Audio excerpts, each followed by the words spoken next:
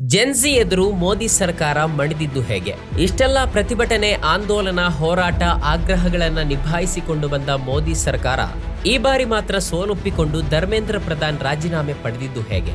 1. ರೈತರ ಆಂದೋಲನದಂತೆ ಇದು ರಾಜಧಾನಿಗೆ ಸೀಮಿತವಾಗಿರಲಿಲ್ಲ. ಪ್ರತಿಭಟನೆ ಇಡೀ ದೇಶಕ್ಕೆ ಹರಡಿತ್ತು. ದೇಶದ ಉದ್ದಗಲಗಳಲ್ಲಿ ಯುವಜನ ಬೀದಿಗೆ ಇಳಿದ್ರು. 2. ಈವರೆಗೆ ಯಾವುದೇ ಪ್ರತಿಭಟನೆಗೆ ಬಾರದವರು ಬಿಜೆಪಿ ಮತದಾರರು, ಕಟ್ಟ ಬೆಂಬಲಿಗರು ಕೂಡ ಪ್ರತಿಭಟನೆಗೆ ಸೇರಿಕೊಂಡರು. ಮೋದಿ ಸರ್ಕಾರವನ್ನ ಪ್ರಶ್ನಿಸಿದ್ರು. 3. ಪ್ರತಿಭಟನಾಕಾರರಲ್ಲಿ ಭಯ ಮಾಯವಾಗಿತ್ತು. ಅವರು ಪೊಲೀಸರಿಗೆ ಸವಾಲು ಹಾಕುತ್ತಿದ್ರು. ಅದು ಯಾವುದೇ ಪ್ರಭುತ್ವಕ್ಕೆ ಅಪಾಯದ ಸಂಕೇತ, ಡೇಂಜರ್ ಸೈನ್. ಜನ ಪೊಲೀಸರ ಲಾಠಿಗೆ, ಬೂಟಿಗೆ ಹೆದರದೆ ಬೀದಿಗಿಳಿತಾ ಇದ್ದಾರೆ ಅಂದ್ರೆ ಸರ್ಕಾರ ನಡುಗಿ ಬಿಡುತ್ತೆ. 4. ದೇಶದೆಲ್ಲೆಡೆ ಪ್ರತಿಭಟನಾಕಾರರು ಮೋದಿ ಅವರ ಸರ್ಕಾರ ಹಾಗೂ ಬಿಜೆಪಿಗೆ ಅತ್ಯಂತ ತೀಕ್ಷ್ಣ ಪ್ರಶ್ನೆಗಳನ್ನ ಕೇಳಿದ್ರು. ಅಷ್ಟೇ ಕೆಟ್ಟದಾಗಿ ಬೈಯುತ್ತಿದ್ರು. ಹಾಗೆ ಪ್ರಶ್ನಿಸುತ್ತಿದ್ದವರು, ಬೈಯುತ್ತಿದ್ದವರಲ್ಲಿ ಹೆಚ್ಚಿನವರು ಈವರೆಗೆ ಯಾವುದೇ ಪ್ರತಿಭಟನೆಗಳಲ್ಲಿ ಕಾಣದವರಾಗಿದ್ರು. ಅವರಲ್ಲಿ ಬಿಜೆಪಿ ಮತದಾರರು ಇದ್ರು. ಈವರೆಗೆ ಯಾವುದೇ ಪ್ರತಿಭಟನೆಯಲ್ಲಿ ಕಾಣದಿದ್ದ ಹೊಸ ಟ್ರೆಂಡ್ ಇದು. ಮೋದಿ ಅಂದ್ರೆ ದೇವರ ಅವತಾರ ಎಂದು ದೊಡ್ಡ ಪ್ರಚಾರ ಇರುವ ದೇಶದಲ್ಲಿ ಇದು ಬಹಳ ದೊಡ್ಡ ಬದಲಾವಣೆ. ಜನರಲ್ಲಿನ ಈ ಆಕ್ರೋಶವನ್ನ ಮೋದಿ ಸರ್ಕಾರ ಗಮನಿಸಿದೆ, ಹೆದರಿದೆ. 5. ಮೋದಿಗಾಗಿ, ಹಿಂದುತ್ವಕ್ಕಾಗಿ ಮತ ಚಲಾಯಿಸಿದವರ ನಿರಾಶೆ ಈ ಪ್ರತಿಭಟನೆಯಲ್ಲಿ ಎದ್ದು ಕಂಡಿದೆ.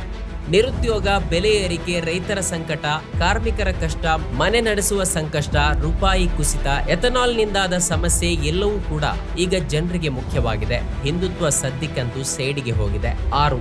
ನಿರ್ಣಾಯಕ ಸಂದರ್ಭದಲ್ಲಿ ರಾಹುಲ್ ಗಾಂಧಿ ಎಂಟ್ರಿ ಇಡೀ ಚಳವಳಿಗೆ ದೊಡ್ಡ ರಾಜಕೀಯ ಬಲ ತುಂಬಿತು. ಪ್ರಧಾನಿ ನಿವಾಸಕ್ಕೆ ವಿಪಕ್ಷ ನುಗ್ಗಿದಾಗ ಸರ್ಕಾರ ಇನ್ನು ನಿರ್ಲಕ್ಷಿಸಲು ಅಸಾಧ್ಯ ಎಂಬ ನಿರ್ಧಾರಕ್ಕೆ ಬಂತು. 7. ಸಿಜೆಪಿ ಚಳವಳಿ ನಾಯಕರನ್ನ ಮೀರಿ ಜನರ ಚಳವಳಿ ಆಯಿತು. ಸೋನಂ ವಾಂಗ್ಚುಕ್, ಅಭಿಜಿತ್ ಎಲ್ಲರನ್ನೂ ಮೀರಿ ಇಡೀ ದೇಶದ ಜನರ ಹೋರಾಟವಾಯಿತು. ಯಾರು ಹಿಂದೆ ಸರಿದ್ರು ನಾವು ಮುಂದುವರಿತೀವಿ, ಬದಲಾವಣೆ ತಂದೇ ತರ್ತೀವಿ ಅಂತ ಯುವಜನ ಮುನ್ನುಗ್ಗಿದ್ರು. ಒಬ್ಬಿಬ್ರನ್ನ ಮ್ಯಾನೇಜ್ ಮಾಡಬಹುದು, ಇಡೀ ದೇಶದ ಯುವಜನರನ್ನ ಮ್ಯಾನೇಜ್ ಮಾಡಲಾಗದು.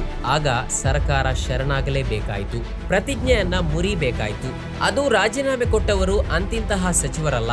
ಮೋದಿ ಸರ್ಕಾರದ ಬಿಜೆಪಿಯ ಸಂಘದ ಅತ್ಯಂತ ಅಚ್ಚುಮೆಚ್ಚಿನ ನಾಯಕ, ಅತ್ಯಂತ ಪ್ರಭಾವಿ ರಾಜಕಾರಣಿ, ಪಕ್ಷದ ಮುಂದಿನ ನಾಯಕನಂತೆ ಬಿಂಬಿಸಲ್ಪಟ್ಟ ಸಚಿವ ಧರ್ಮೇಂದ್ರ ಪ್ರಧಾನ್.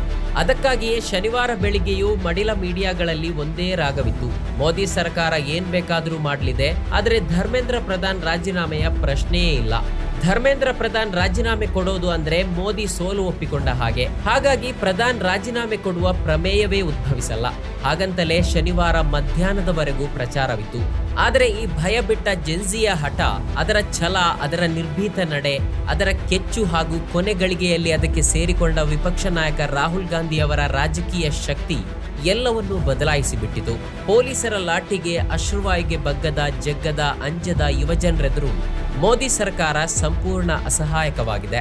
ಇನ್ನು ರಾಜೀನಾಮೆ ಕೊಡದೇ ಇದ್ರೆ ದಿಲ್ಲಿಯಲ್ಲಿ ಅರಾಜಕತೆ ಸೃಷ್ಟಿಯಾಗುವ ಸಾಧ್ಯತೆ ಇದೆ ಎಂಬುದು ಮೋದಿ ಸರ್ಕಾರಕ್ಕೆ ಸ್ಪಷ್ಟವಾಗಿ ಗೊತ್ತಾಗಿದೆ. ಹಠಕಟ್ಟಿ ಕೂತ್ರೆ ಕೆಲಸ ಕೆಡುತ್ತೆ, ಪರಿಸ್ಥಿತಿ ನಿಯಂತ್ರಣ ಮೀರಿ ಹೋಗುತ್ತೆ ಎಂಬುದು ಸರ್ಕಾರಕ್ಕೆ ಅಂದಾಜಾಗಿದೆ. ಸೋನಂ ವಾಂಗ್ಚುಕ್ರನ್ನ ಒಪ್ಪಿಸಿ ಉಪವಾಸ ಬಿಡಿಸಿದ್ರು ಯುವಜನರು ಮನೆಗೆ ಹೋಗೋದಿಲ್ಲ ಎಂಬುದು ಖಚಿತವಾಗಿದೆ. ಹಾಗಾಗಿ ಅನಿವಾರ್ಯವಾಗಿ ಧರ್ಮೇಂದ್ರ ಪ್ರಧಾನ್ರನ್ನ ನೀವಿನ್ನು ಮನೆಗೆ ಹೊರಡಿ ಎಂದು ಹೇಳಲಾಗಿದೆ. ಅಂದ್ರೆ ವಿಷಯ ಸ್ಪಷ್ಟ, ಎಂತಹ ಹಠಮಾರಿ ಸರ್ವಾಧಿಕಾರಿ ಸರ್ಕಾರವನ್ನು ಜನರ ಮಾತು ಕೇಳುವಂತೆ ಮಾಡಬಹುದು. ಹಾಗೆ ಮಾಡುವವರು ಬೇಕು ಅಷ್ಟೇ. ಈ ಬಾರಿ ಅದು ದೇಶದ ಯುವಜನರಿಂದ ಸಾಧ್ಯವಾಗಿದೆ. ವೃದ್ಧರಿಂದ, ಬುದ್ಧಿಜೀವಿಗಳಿಂದ, ಅನುಭವಿಗಳಿಂದ ಆಗದ್ದನ್ನ ಜೆನ್ಸಿ ಮಾಡಿ ತೋರಿಸಿದೆ. ನಮ್ಮ ಕಾರ್ಯಕ್ರಮಗಳನ್ನ ನೀವು ನೋಡ್ತಾ ಇದ್ರೆ ನಮ್ಮ ಚಾನೆಲ್ ಅನ್ನ ಸಬ್ಸ್ಕ್ರೈಬ್ ಮಾಡಿ, ಪಕ್ಕದ ಬೆಲ್ ಐಕಾನ್ ಒತ್ತಿ ನಮ್ಮನ್ನ ಬೆಂಬಲಿಸಿ.